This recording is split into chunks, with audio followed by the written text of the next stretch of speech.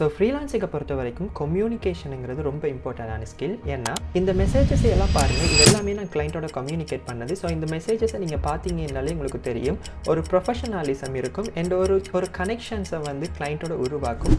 ஆனால் அதே நேரம் நீங்கள் ஃப்ரீலான்சர்ஸ் சில பேர்கிட்ட நீங்கள் ரீச் பண்ணி பேசுகிறப்போ ஒரு தேவையை சொல்கிறப்போ, for example I want to develop a website, can you help me என்று நீங்கள் கேட்குறீங்கன்னா yes I can help you, please send the details என்று இப்படி வந்து ஒரு அன்ப்ரொஃபஷ்னலாக ரிப்ளை பண்ணுறப்போ அது கிளைண்ட்டோட வந்து எந்த ஒரு கனெக்ஷன்ஸையும் உருவாக்காது.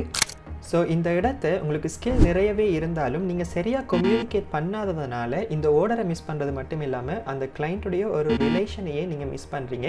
ஏன்னா இப்போ நான் கொஞ்ச நேரத்துக்கு முதல் காட்டின அந்த மெசேஜ் வந்து அந்த கிளைண்ட்டோட வந்து நான் கிட்டத்தட்ட 10 ஓர்டர்ஸ்க்கு மேலே ஒர்க் பண்ணியிருக்கேன். ஸோ அன்னைக்கு ஃபஸ்ட்டு டே நான் அந்த மெசேஜை சரியாக கம்யூனிகேட் பண்ணலைன்னா இன்றைக்கி அந்த 10 ஓர்டர்ஸும் எனக்கு கிடைச்சிருக்காது.